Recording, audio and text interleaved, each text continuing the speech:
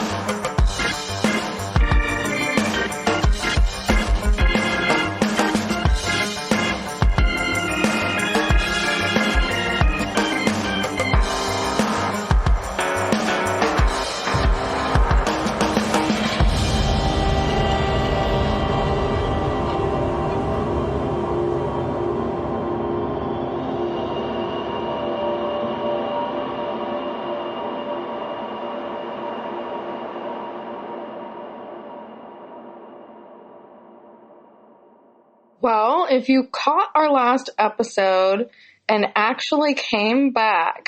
It was a doozy. It was a doozy. It was. And this week, we have somewhat of a palate cleanser, if you will. I mean, if there is a palate cleanser on this pod. Yeah. I feel like, in contrast... On the spectrum of spooky. Yeah. We went with, like, a lighter-hearted spooky, for sure. Yeah. So, I think everything that will ever happen on this pod might be later hearted than last week. Yeah.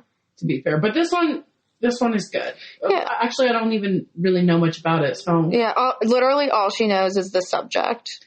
This is LJ's episode, and we're going to let her take it away. Sounds good. So this episode, we are going to be talking about the happiest place on earth.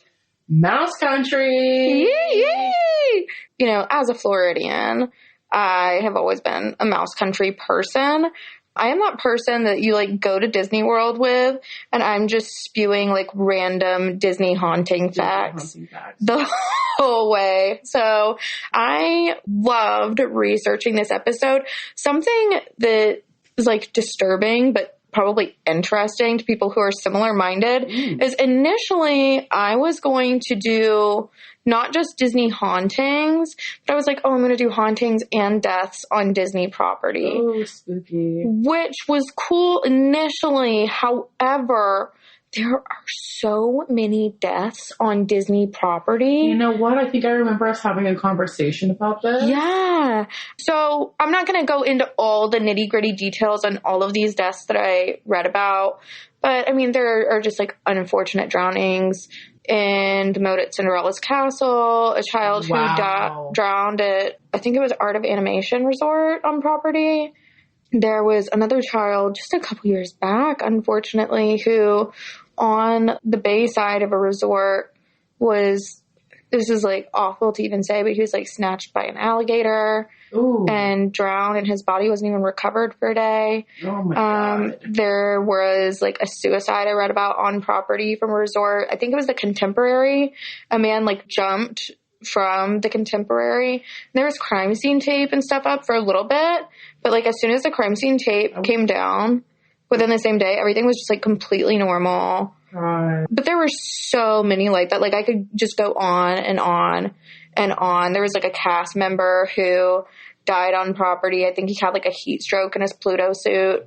In his Pluto suit? In his Pluto suit. Like, during a parade or something by Frontierland. So I actually deleted all the content that I wrote up about specifically, like, the just deaths on property, just like the itemized list. I do think I left one in here because it was kind of like more of like a crime situation than just like a death. But the point being is there are so many people who have died on this property that, like, no wonder there are so many like haunting situations. Yeah, it's for crazy. sure. So the way that I wrote this up, I actually, Have you ever experienced a spook at Disney? I have not personally experienced like a firsthand spook, but I will say just Disney pretty regularly. Yeah, I do Disney pretty regularly. I'll say, and I know that this is going to sound silly to say because everybody's probably going to be like, not everybody, but most people are probably going to be like, oh, it's a haunted mansion. Of course it has a vibe. It's like branded that way. Mm. But the haunted mansion definitely like, it's like you feel something in that area. You know what I mean? Like, yeah. It's just like, and I'm not talking about like, oh, well, there are little like 3D ghosts or whatever, or like spooky music. I'm not talking about that. I just like, you just like feel heavier. You know what I mean? Yeah. So yeah, there's definitely something about that haunted mansion area that like just feels so silly saying this, but I feel like it just affects my energy, No, it be like that sometimes, bro. When you're like sensitive to energy, I'm very sensitive to energy. Right. And I think we both are, and that's why we're feral and hate people. Fact. Because certain people will drain. They're energy vampires. Absolutely. They're energy vampires, and I tell people all the time, I'm not a mean person. I mean, I am a little bit, but truth comes out. I'm not a mean person. I'm just very particular about who I allow into my energy. I have to be, or else I can't function. Yeah, it's like some people are just like little succubus. It drains me. Yeah, and that's kind of like how I feel when I go on the haunted mansion. I just feel heavier. I go on it. We've got to go together honestly, someday. We're other park people. Mm-hmm. And that would be Universal. Universal Studios. Shout out Universal Studios. Sponsor us. We love you. I haven't been to Disney since 2005. Yeah, and I'm like, my last Disney trip was like 2 weeks ago. Yeah. Yeah. So, and I don't know if Haunted Mansion was there then. Yeah. But I definitely didn't ride it. Yeah, it was there for sure. And now I kind of want to go. It is very much like tucked away. Yeah. Like it's not something where you're just gonna like stumble upon the haunted mansion. Really, 18 years ago, bro. Oh my god, why does that make me feel like immediately so old? Ancient, right? Jeez, ancient. Well.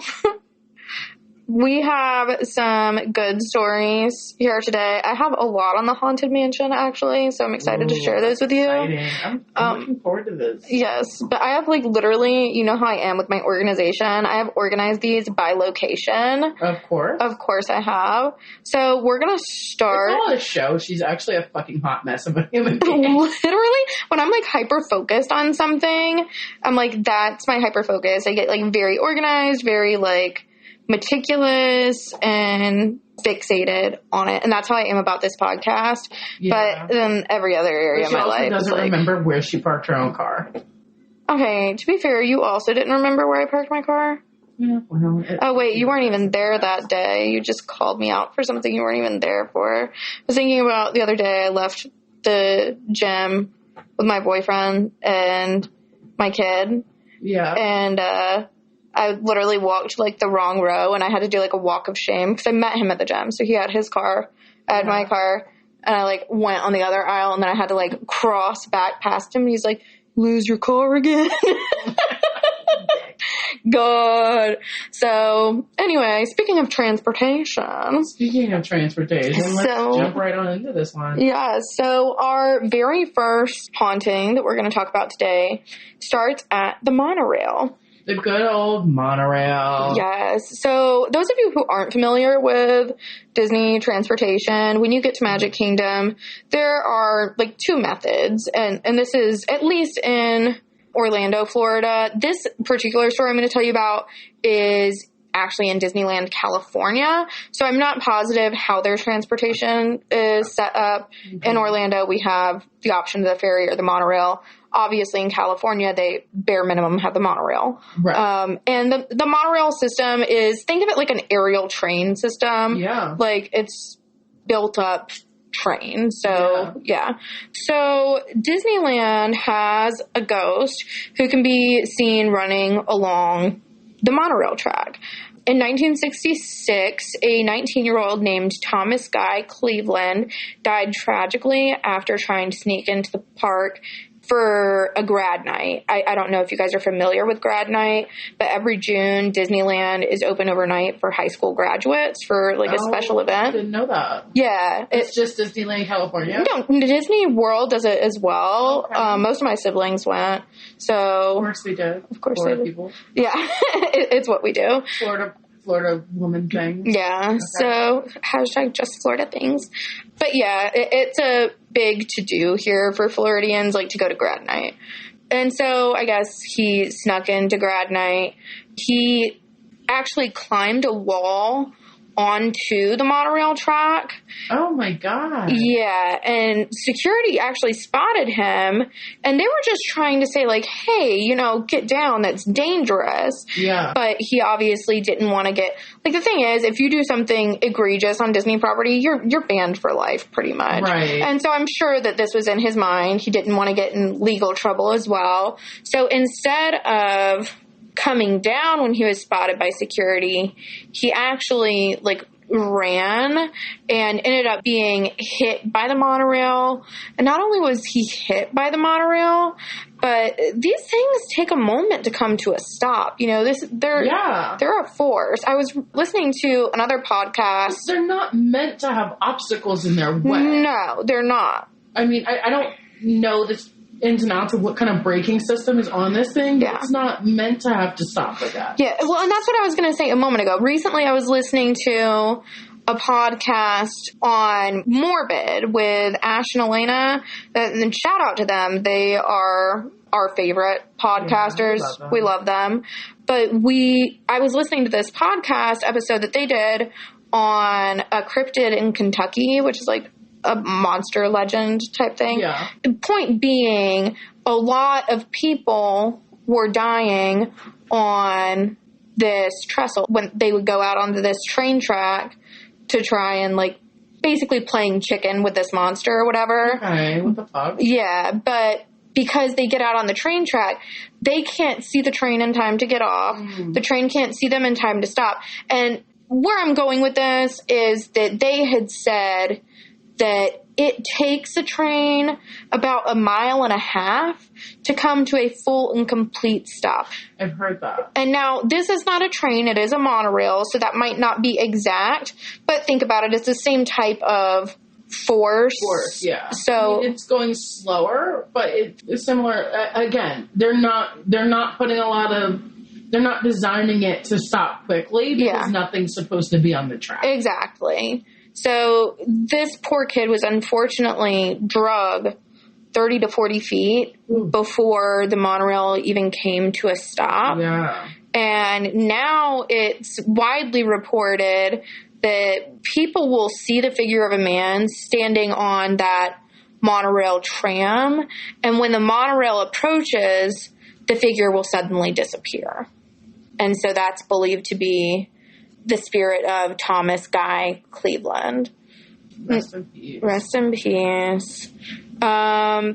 Then the next few that I have for you, we're entering the park. I'm taking you guys on a little tour. Ooh, we love it. You exit the monorail. This is a poor woman's Disney vacation right here. It is, you guys. I'll be your tour guide today. That'll be $12,000. Just kidding. This is a charged Disney prices for this pod. Ridiculous. They have like $13 corn dogs for the record. Oh my God. It's a big beefy corn dog, but I have not sampled it because it's a $13 corn dog. Yeah, anyway. That's valid. I wouldn't sample a $13 corn dog. Absolutely not. You'd have to pay me $13. So, Main Street. During construction on the park, which began on July 16th, 1954, opening day was a year later on July 17th, 1955. So Walt Disney wanted a place to stay on the property. This was just supposed to be like a small, flat type thing. It wasn't supposed to be like a big, elaborate homestead. He just wanted something practical. He knew he was going to be working really long hours, probably there late at night, probably needing to be there early in the morning. He's trying to get this park off the ground. He wants to see this big Disney dream come to life. So he had this little 500 square foot unit built above the fire station on Main Street. Now, it's believed that Walt Disney himself actually still haunts the firehouse on Main Street. But why, bro? Well, I mean, think about it. Disney was his baby, and that was his home. Where he performed his Stop It? Ooh, that's a good question. Should we pause for a second and Google it? Let's pause. Okay, so we did a little bit of research really quick. I think Toe got some information. Yeah. So, according to History.com, so Walt Disney was a longtime smoker, and it says in November of 1966, doctors did discover that unfortunately he was suffering from lung cancer, and he passed away at a Burbank hospital the following month on December 15th, 1965. Okay. So he didn't perform his Stop It at Disney, but in Burbank, California, so I believe that's close to Disneyland, California? Yeah, it would have been fairly close to Disneyland, I'm sure. Yeah. What I will say is in one of our earlier episodes, we had talked about residual hauntings and stuff like that. Yeah. Just to fill you guys in, residual hauntings are... place hauntings, essentially. Okay. So... yeah, we spoke about that in our Robert the Doll episode. Yeah, which you should check out if you've missed it. But essentially, the idea is that, people just give energy, and that energy attaches, bottom line. And, Walt had this apartment constructed because he knew he was going to be spending the majority of his time at Disney getting his dream off the ground. And so it makes sense that he would have been very invested, very attached, very, especially being that he passed away pretty suddenly right before his big park dream came to fruition, that he might feel some sense of his job wasn't finished, etc.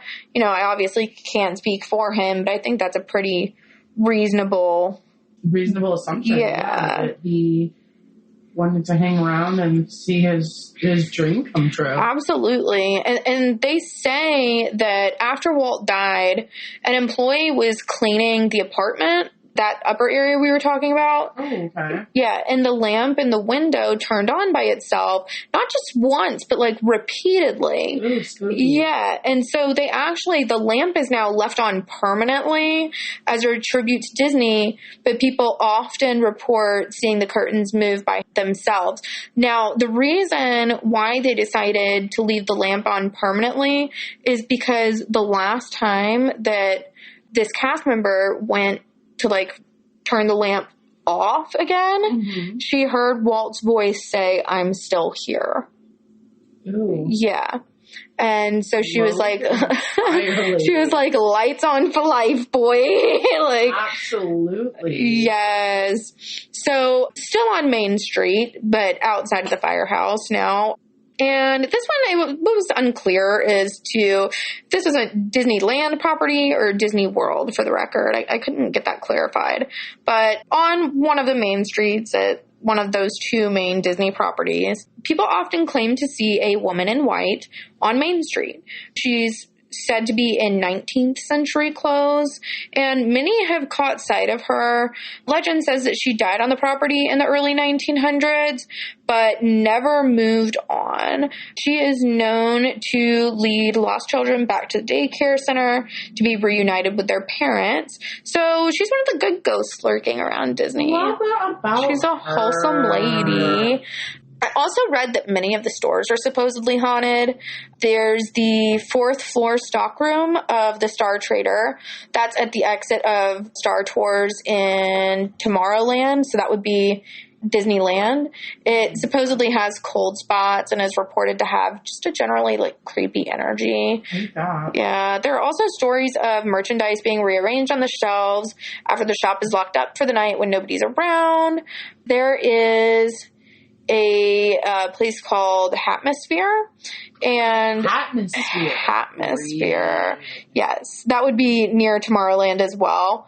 That's also supposedly haunted. Cast members say that the sewing machine they use to embroider names on hats never gets warm even after being used all day. It's also reported that once someone saw a face in it, like in the sewing machine, which is odd.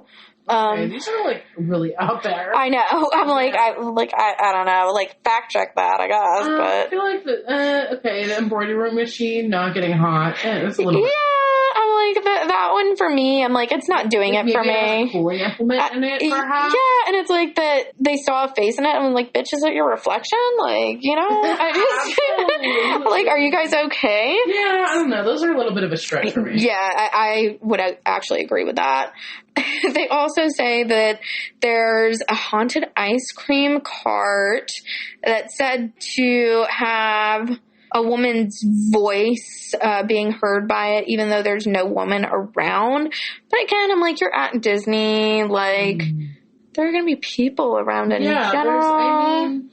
I guess unless the park's closed and nobody's there. Okay, that's a valid take. Because I will say, in defense of that claim, that the person reporting this was a cast member. Okay. So that would potentially check out if she's talking about her experiences after hour. So there is that. Yeah, there is that. Okay, so we are going to continue on our little tour to Tomorrowland where we just kind of left off because of Happiest. And we're going to go to Space Mountain. We love Space Mountain. We do love Space Mountain. It's one of the few, like, coasters at Disney, which is nice. It's an indoor roller coaster.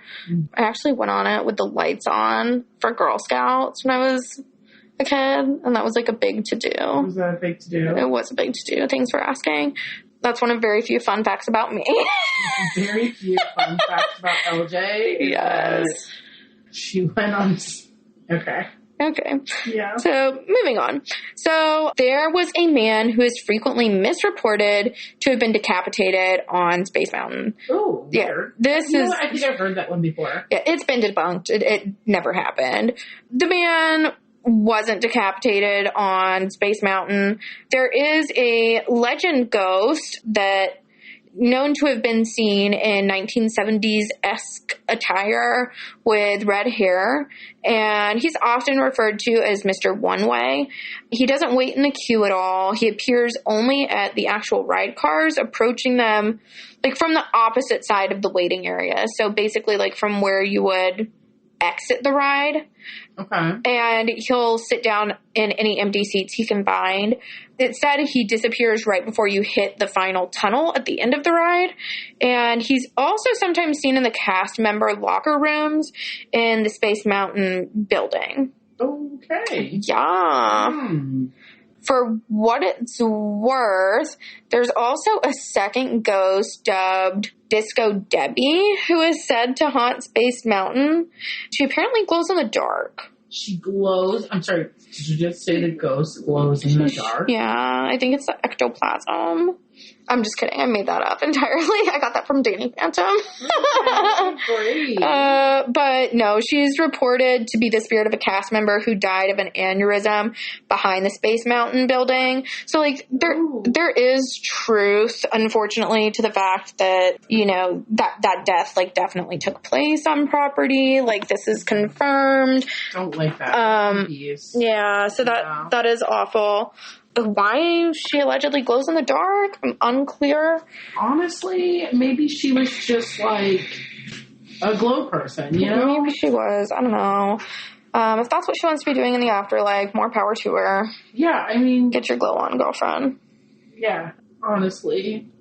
So there is actually a third Space Mountain haunting. This one is confirmed to be in Disneyland. I do know that for sure. Okay. Sometimes people see him fall off the ride. There's a gentleman named Mr. Wedway, and he unfortunately died while helping build the ride and never got to see it finished. It said that this is the spirit of Mr. Wedway, and sometimes he'll ride next to you. So, yeah, that there would be reports that guests would actually be, like, really frazzled and, like, screaming when they got off the ride, that there was a guy on the ride with them who was there but fell out. But nobody would have actually fallen out. And, again, they believe this to be Mr. Wedway. Now we are pivoting to It's a Small World. Ooh, everybody loves that one. Oh my goodness, everybody's favorite song. So some people believe that the dolls from the It's a Small World ride come to life, like even when unplugged. Ooh. Yeah, don't love that, because you guys have heard us talk about dolls. Yeah, you know how we feel about dolls here? It's a 0-star experience with dolls. Not, especially the Floridian dolls. Oh, Yeah. wait, is this in California? This is just all the It's a Small World's this part. Yeah. Yeah, which is bad. Yeah. Cast members say that they see the dolls blink or like find the dolls in different places than they were previously, which is awful.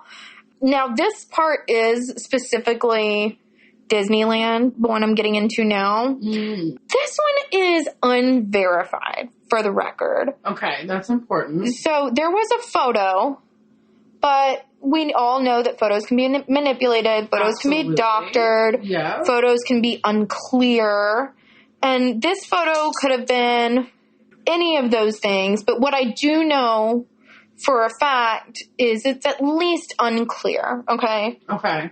So it is said that someone hanged themselves on the It's a Small World ride at Disneyland. Oh, God. And there was a photo where it appeared that way, but it was also said that they were unsure, like if maybe it could have been a prop or... I mean, listen, if that happened at Disney, they would have that shit unlocked so fast. Well, here's the thing.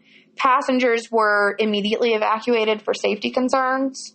Yeah, I would imagine. And it said that one lady took pictures. That's the one that I was just referencing. You can find that photo online, but this image, it does show someone hanging from the ceiling above the ride. But again, like I said, many people think it's a prop. Some people say they think it's doctored. If it is a prop, that would explain them shutting down the ride as well. This is a family attraction. They don't want for sure. a prop with a person appearing to be hung, it would be disturbing. It would the ride, absolutely. So again, that's just unverifiable. It's unclear. I'm sure Disney wouldn't make a public statement about that unless... Oh, no, they would keep it so hush. That's what they do. Absolutely. Respectfully and with love. Yeah. So It's a Small World in a nutshell. I wish that I had more verifiable information. Yeah. But that's just one of those things. You're not going to be able to get verifiable information on everything, especially when we're talking, hauntings and incidents. We'll try to find any photos we can dig up to post on Insta and Facebook when this episode airs. Yeah, absolutely. When we get to the launch date. Yeah. So from It's a Small World, we're going to redirect to Haunted Mansion. Ooh. In particular, this one that I'm going to address first, again, confirmed, this one is Disneyland, California. Okay.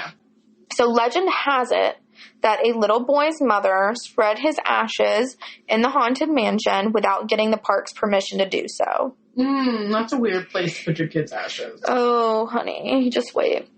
Ever since then, he's allegedly been heard periodically crying for his mother at the end of the ride. Oh, that's so sad. It is sad. An article from the LA Times recounted the experience of an employee who had a small group of visitors who arrived at the Haunted Mansion on a Saturday night in December 2002. The group requested a little extra time for a quick memorial service for a 7-year-old boy who had died. Of course, this was accommodated. Ride operators later spotted one of the guests throwing a powdery substance off of her doom buggy. After the ride was shut down, the employee discovered a, quote, smattering of dust, gray like ashes. This boy has apparently been spotted at Pirates of the Caribbean 2, which is right next door to Disneyland's Haunted Mansion. Yes. Yikes. Okay. Yeah. Maybe don't scatter your loved one's ashes at Disneyland. I get it. Yeah. But, like, also, you know, maybe they don't want to spend eternity around all that noise. Yeah. It's not peaceful. No. It's a little rackety. It's a croak fest, apparently. Evidently. Ugh. So, Jeez. yeah, and like I said, the Haunted Mansion energy is just heavy in general. But yeah, I just wouldn't, as a general rule, like, just be conscientious of where you spread ashes. A family theme park is just not the place. You know, they're human remains at the end of the day. And no hate to anybody who has done it, because I get firsthand that losing a loved one is an awful experience. Absolutely. You know, those of you who have listened to all the episodes know that I lost my husband in 2021. Mm-hmm. I wore his ashes around my neck for probably the first year. Nice. Yeah.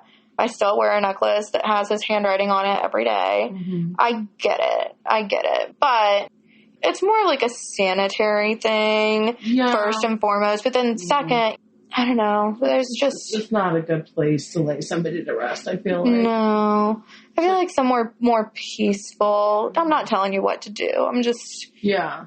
It just doesn't... Maybe like the beach. Yeah. The beach sounds... The beach sounds nice. More peaceful than the Haunted Mansion getting shut down every 4 minutes. Yeah, for sure. So, I don't know. A different boy is rumored to haunt the Haunted Mansion ride at Disney World Orlando. Team members have reported that they hear him giggling and mimicking the character that says "hurry back" at the end of the night, like after the ride shuts down. Oh, weird. Yeah. As an aside, many people try to dump their loved ones' ashes on Disney property, like we were just talking about. Is there like an ash police person that's like in charge of like... I'm getting into that, actually. Oh, you're kidding me. Oh, no. This is a thing. So it's become so much of a problem that employees are actually trained on how to handle a guest when they believe that they're attempting to spread human remains on Disney property. And the Haunted Mansion is one of the most popular places on Disney property where people try to spread ashes.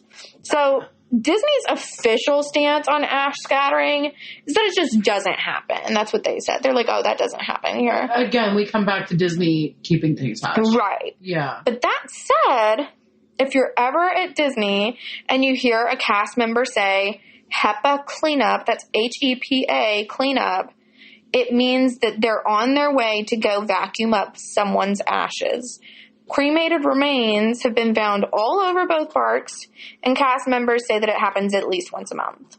The Haunted Mansion, and this is a direct quote from a Disneyland custodian right now, the Haunted Mansion probably has so much human ashes in it that it's not even funny. That's what they said. Why the Haunted Mansion? I mean, I get it. It's spooky. But, like, why would you want to trap your loved one in a spook hole? I get losing a loved one. I get it. Like, no, but I'm going to be mean here. Like, you want to trap your loved one in a spook hole for eternity? Like, just don't do it. What are you smoking, bro? Yeah, it just doesn't seem like a good idea. No, it's like not a great job making great choices. No, make better choices. And I'm like, I feel bad even saying it. Cause I'm like, if you lost someone and you're like sprinkling them, but at the same time, I'm like, then the poor like person. Honestly, if you're choosing to take their ashes to the Haunted Mansion, that kind of feels like a mockery to me. Yeah, I feel like it's one thing to be like, I saw somebody in a Disney group that I'm in the other day say, you know, something to the effect of like, Mom didn't get to make it to another Disney trip with me, so I'm taking her on one last one. And she had a picture of her mom's little necklace urn in front of the Disney castle. I'm like, absolutely. Perfectly valid. Cathartic. Yes, therapeutic. Absolutely. Appropriate. Take Mom back home with you. Yeah, absolutely. No. So yeah, back to the Haunted Mansion, moving away from ashes for a minute, but don't worry, there will be more ashes. Oh, there's always more ashes. There's always more ashes. This one is one of my favorite fun facts that, like, I love to tell people when I go to Disney. So the Seance book in Disney World's Orlando Haunted Mansion ride, it was originally an authentic 14th century book of witchcraft. And Madame Leota, the lady who's, like, in this crystal ball and she, like, rattles off spells and stuff, she was reciting a spell from the 14th century book of witchcraft originally. Cast members had the hardest time keeping the book in the upright position. The table would be turned over, the book would be somewhere else, and they finally had to replace it. And when they replaced it with a prop, it stopped. Oh. Yeah. There's also this rumor that a man just died of a heart attack while writing Disney World's Haunted Mansion because it was too terrifying. It's not true. That never happened. The reason... I mean, is it really that terrifying? No. I don't think so. I feel like it's like a kid's ride. It is a kid's ride. Yeah, okay. It's dark, not overtly terrifying. Yeah. You know what I mean? They're a little, like, jump scare type thing, but even then it's like kiddie jump scares, For sure. But no, it's not overtly terrifying. But the reason why this rumor came to be is that the Haunted Mansion opening was delayed, and it was speculated that this was because of that. For most rides that Disney does, also as, like, just an extra nugget, because I know that might not make sense to a lot of people, that, like, somebody supposedly died on it, and then the ride isn't even open yet. For most new attractions at Disney, there are what they call soft openings. Mm-hmm. So, like, for example, Tron is newly built right now in the in the Tomorrowland section of Disney World. Right. And I just saw in another Disney group that I'm in, a bunch of cast members, they're getting, like, a behind-the-scenes opportunity to ride first before the ride is actually open to the public. And they can bring, like, up to 2 guests, I believe, something to that effect. Mm-hmm. So they do have actual physical bodies on the rides before these are open to the public. And before that, I'm sure they have, like, test dummies and all sorts of protocols in place. Yeah. Anyway, the actual reason for the delayed opening of the ride was, unfortunately, Walt Disney's death, which was in 1966. Also, like, really quick, I just need to share this with you guys. I don't know if I've ever told you this. I probably have.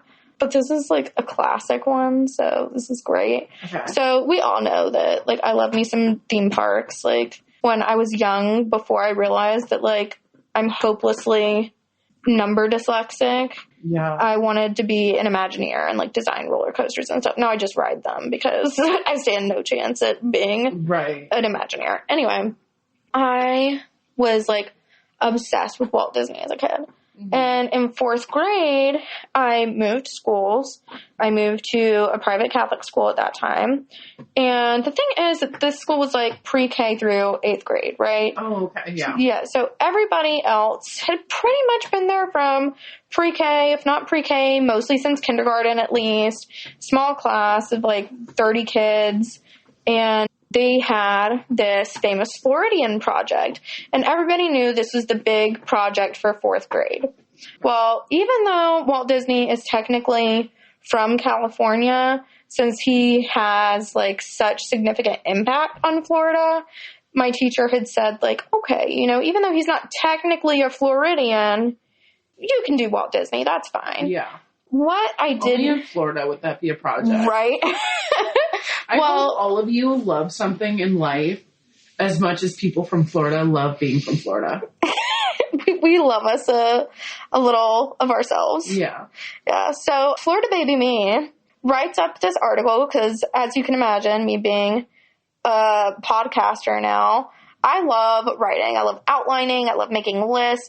I wrote up this paper. I was so proud of it. She actually drafts all my emails for me. It's true. Like if I need to write a very serious email, I'll be like, so what do I say? And then I'm like, to whom it may concern. And she'll, like, write it out, and I can literally just copy paste it. Absolutely. And I love being that for you. Thanks, baby. Anytime, hon. So, yeah, little baby me wrote up this paper. I was so pleased with myself. It wasn't even funny. And then I turn in my paper. I think I'm doing great. And my teacher's like, okay, class. Now, the next part of this project is you guys are going to bring in the final version of your paper and you're going to give a report to the class dressed up as your famous Floridian that you chose. And so all these other kids knew that this part was coming. They've been at the school for years. Like, everybody knows that this part's coming. Nobody's surprised. Except for me. I'm the only new kid. Yeah. And so all these other girls chose, like, you know, tennis players or, like, famous singers or whatever. Something where they can come to school looking... Like being hot. Yeah, like being a little hot. And, baby thought. And here comes me.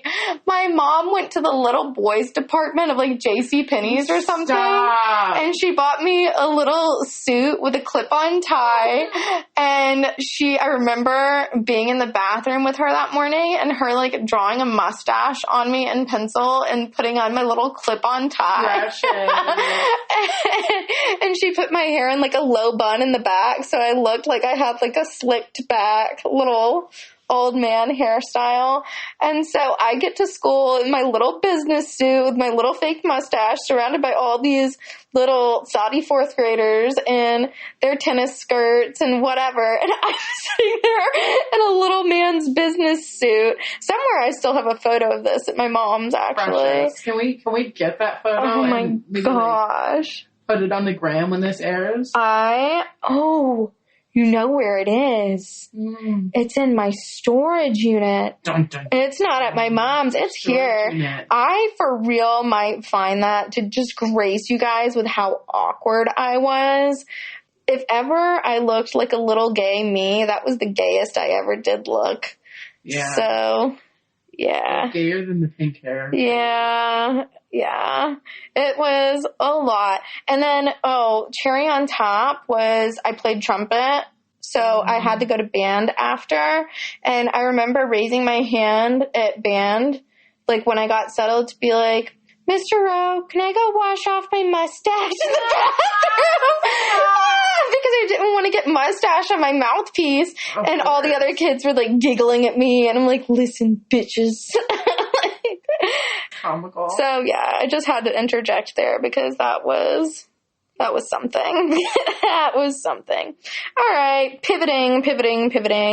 We are now on Pirates of the Caribbean. Ooh. Okay, Pirates of the Caribbean has some interesting ones. I bet it does. Yeah, so when the Pirates of the Caribbean attraction was being built, there was a construction worker named George that unfortunately died during the process. It's unclear what exactly happened. Of course it is, Disney. Yeah, not a lot of information available. Never is there?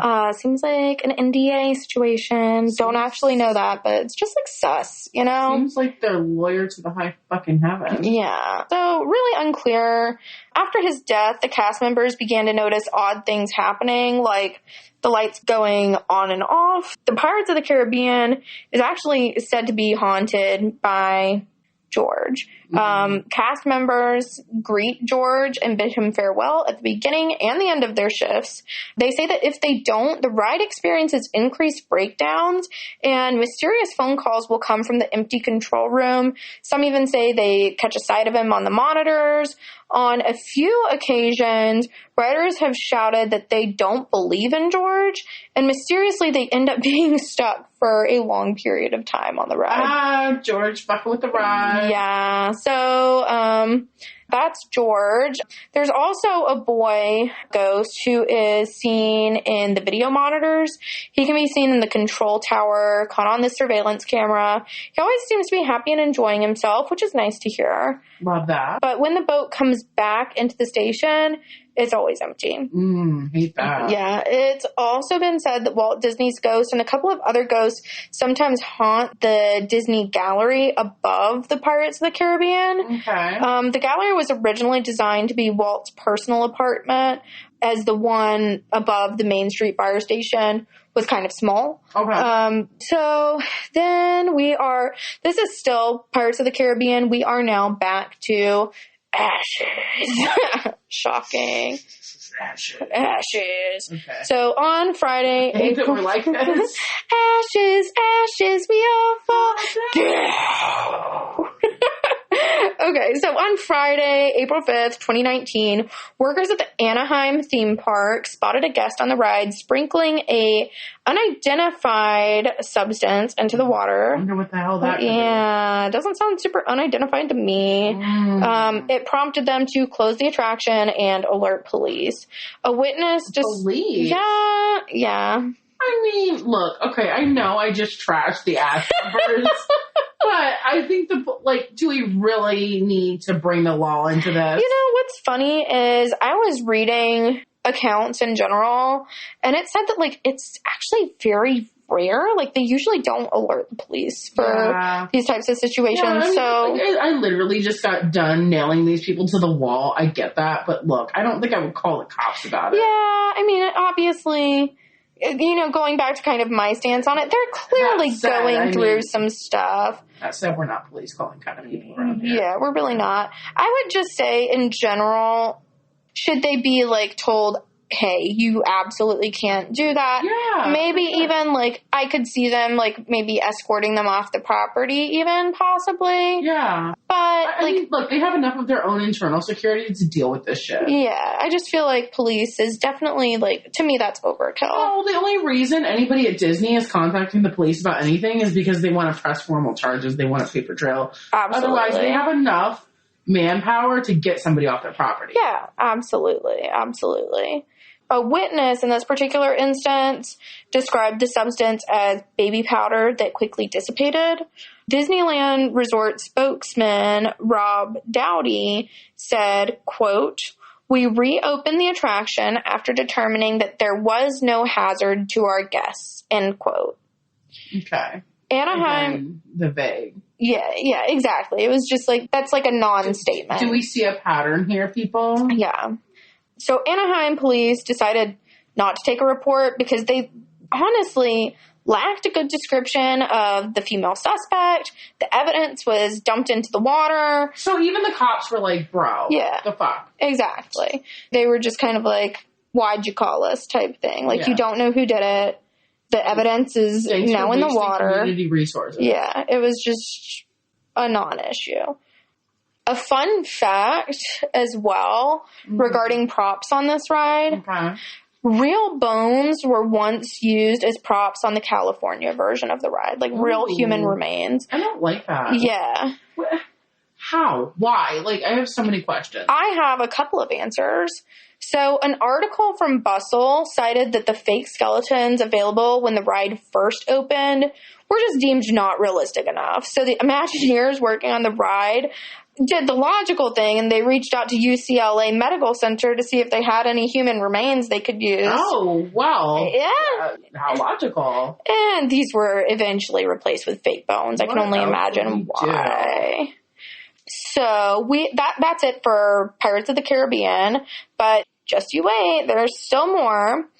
Tower of Terror is next in line. This is at Hollywood Studios. Yes, this should be good. Yes, and this is for Disney World Orlando, confirmed for the record. Great. So many people say that the ghost of a former cast member haunts the Tower of Terror ride at Disney World Orlando. I can believe this one, for sure. Yeah. So this one, while this cast member was loading guests onto the ride, he unfortunately had a heart attack. He did die in the Tower of Terror building, and it's sad that his spirit still haunts the ride, particularly Platform D, where he had the medical emergency that ultimately led to his demise. It's said that lights will go on and off, and sometimes the ride freezes. And at the end of the day, when cast members do their nightly checks, people have claimed to catch a sight of the ghost in the entrance of the attraction. Ooh. Yeah. But they do say when they try to look directly at it, head on, the ghost disappears. There's also, I found this just to be interesting. This again is not a haunting situation, but just kind of a Tower of Terror fun fact. Okay. There is a certificate on the wall that has hidden references, basically. So it's a fake inspection certificate, essentially, for decoration. Yeah. So you can actually find this when you're looking for it. It's near the elevators. So you can look in that area and you'll see it. It's signed by a guy named Cadwallader. And this name is taken from an episode of the Twilight Zone episode called Escape Clause. Cadwallader in that episode turns out to be the devil. Hate that. Yeah, a couple of other fun tidbits from the certificate. The last inspection date listed on there is October 31st, 1939, which is the night that lightning struck the Hollywood Tower Hotel. Also, the certificate number is 10259, which is the date that the Twilight Zone first aired, October 2nd, 1959. I love that kind of stuff. I know, it's just like little Easter eggy. Little Easter eggs, yeah. Yeah, it's just fun stuff to be like, oh, like, I know that. Like, that's cool. Mm-hmm. Now, pivoting back to more hauntings, but at a different location, we're now in the Epcot Park, specifically at Spaceship Earth. Spaceship Earth is said to have a little blonde girl that loves to ride in one of the cars. She also has a companion. There's a little ghost boy that is often seen with her. Okay. We don't know a whole lot about, like, the origins there. Yeah. I tried to find it. There's not really a lot available. But if they're there and you see them, you're not the only ones, I guess. So there's that. Yeah. Let us know. Drop us a line. Drop us a line if you find any of these ghosts. And then this is still at Epcot. This is actually the only, like, killing I'm really going to go into that was on Disney property. Because, like I said, if I'd done all of them, it would have just been, we'd be here all day. Yeah. But this one's more like true crimey, so I'm just going to touch on this one quickly. This was on the Journey into Imagination Pavilion, which is also located at Epcot. Okay. On September 12th, 1992, a man shot and killed himself at Disney's Epcot theme park. Alan Ferris entered the park about 90 minutes after operating hours in search of his ex-girlfriend. Yeah. Orange County deputy sheriffs reported that Ferris demanded to see the woman, and when security guards refused, he pulled out a sawed-off 12-gauge shotgun. He fired 3 shots, and 3 guards fled because I don't believe they were armed. They weren't, like, armed security guards. The thing that they do there. Yeah. 1 guard escaped, but 2 stopped after Ferris, like, shot at them again. And Ferris took the guards hostage, 2 of them, in the Journey to Imagination Pavilion for approximately 10 minutes. He did eventually release the hostages and walked out with the gun pointed at himself and did shoot himself in the head. And he ended up being pronounced dead at Orlando Regional Medical Center. Oh. Yeah, so it was like an awful situation all around. There's also an obscure abandoned water park at Disney World. I have heard about that. Yeah, so this place, supposedly the music still plays over the loudspeakers even. Weird. Where do we find it? Yeah, well, it's called River Country. And it was open from the 70s till 2001. Okay. There are people who have documented their explorations of the park in recent years. But the thing is, it's not something that you can just go find. Like, technically you can. But if you're found trying to get into the River Country area, yeah, you can be banned from Disney property for life. It'd be like a pretty serious mouse transgression. But you can probably Google some of the, like, videos from there, like their leaked videos and stuff. It's creepy. So we're in the final stretch here. We're venturing over specifically to the California side of things. All of this is going to be Disneyland moving forward. Perfect. So Tom Sawyer Island, a teen drowned trying to swim from Tom Sawyer Island back to the main Disneyland park. I guess 2 brothers snuck out and basically hid on the island until park closing. They were trying to swim back to the main park, like basically like let's see who gets there first. But it got to a point where one of them became fatigued. The older brother had the younger one on his back at this point, but the older brother ended up going under. And his body wasn't found until the next morning. Yeah. And now in that area, there are reports of shadow people being seen at that location. Yeah.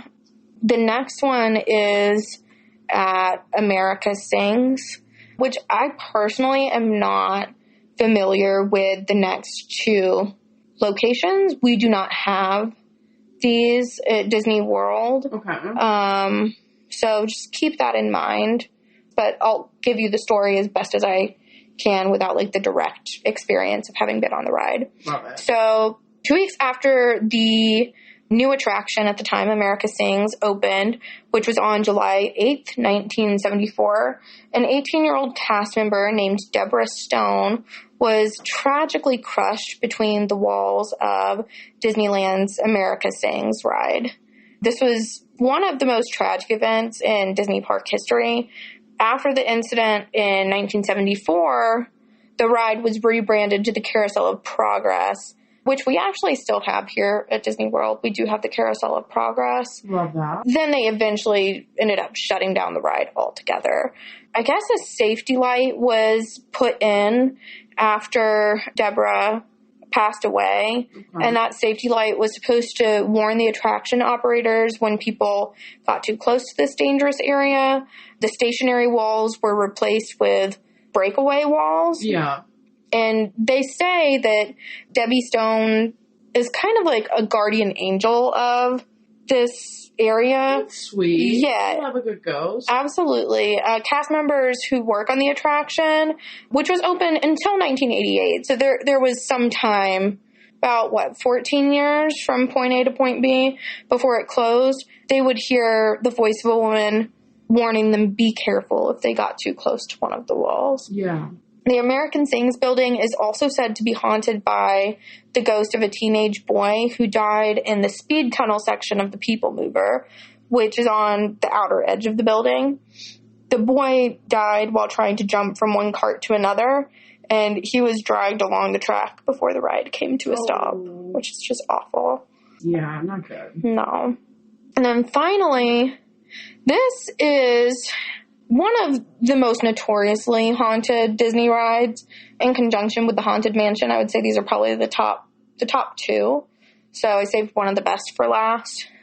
This one is the Matterhorn, which again, this is one of the ones we do not have in Disney World. I'm not firsthand familiar, but there was a 15-year-old named Mark Maples of Long Beach who got in line at the Matterhorn with two teenage classmates.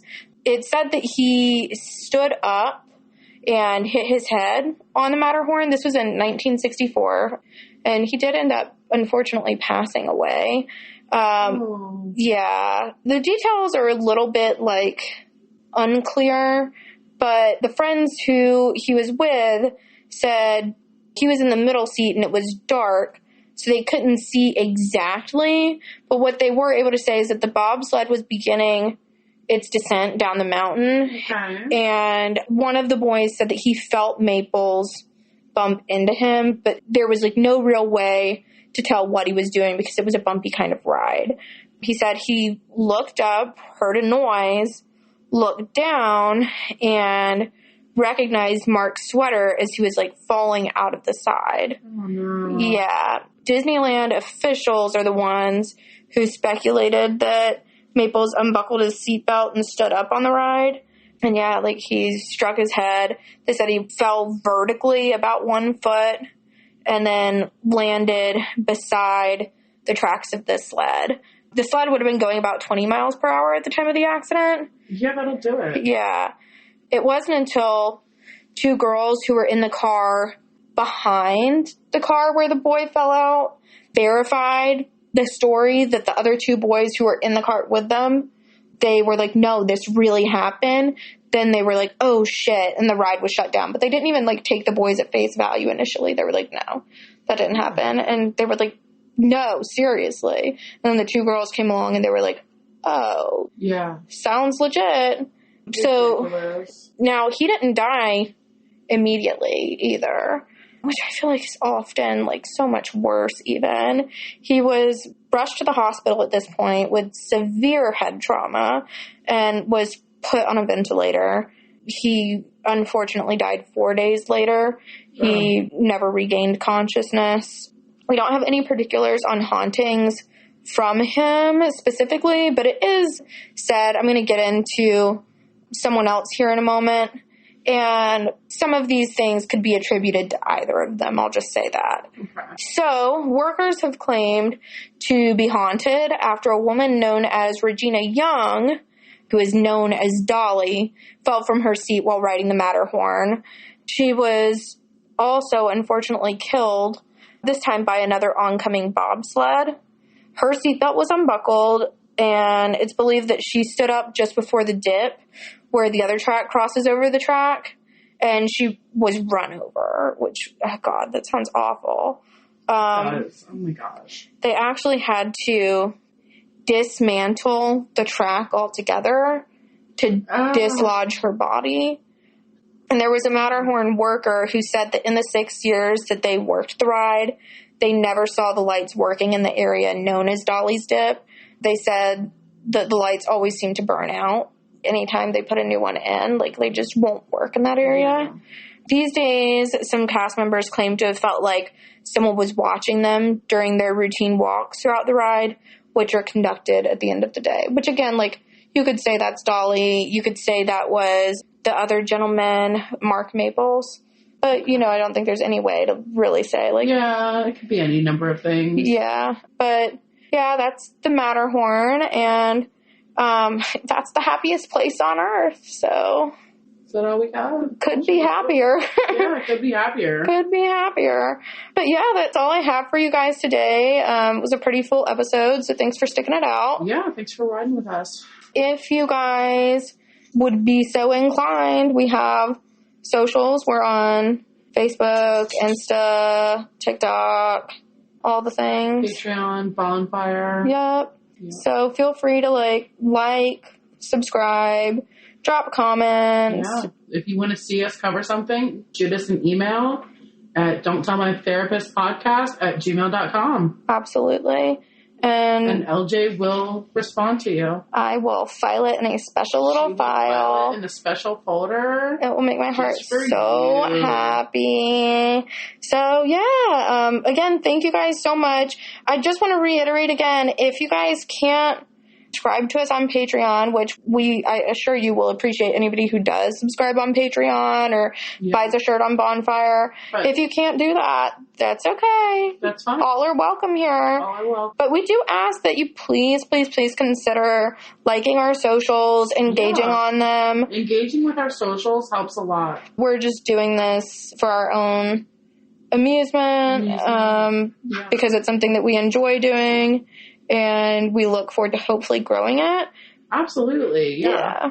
We want to keep being able to bring you guys this content. Yeah. So we appreciate any and all support. And like, share it with your friends. If you have friends that you think will like this content, just tag them, share it with them. We might do another little giveaway soon. So stay in tune for that. I know before we did a $25 Amazon gift card giveaway. That kind of got us kickstarted. So maybe we'll do something similar after we get a couple episodes out. You know, I really hope that we can continue to grow with you guys.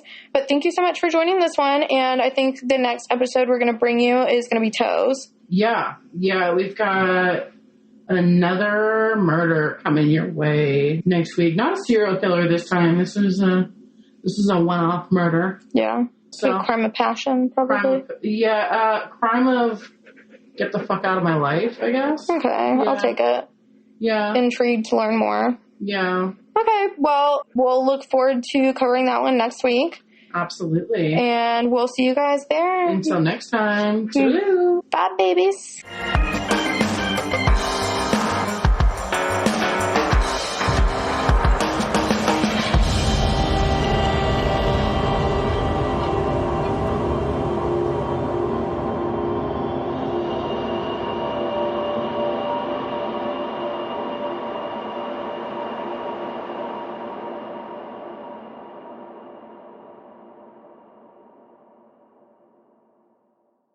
Oh no, did we perform a fuckaroni?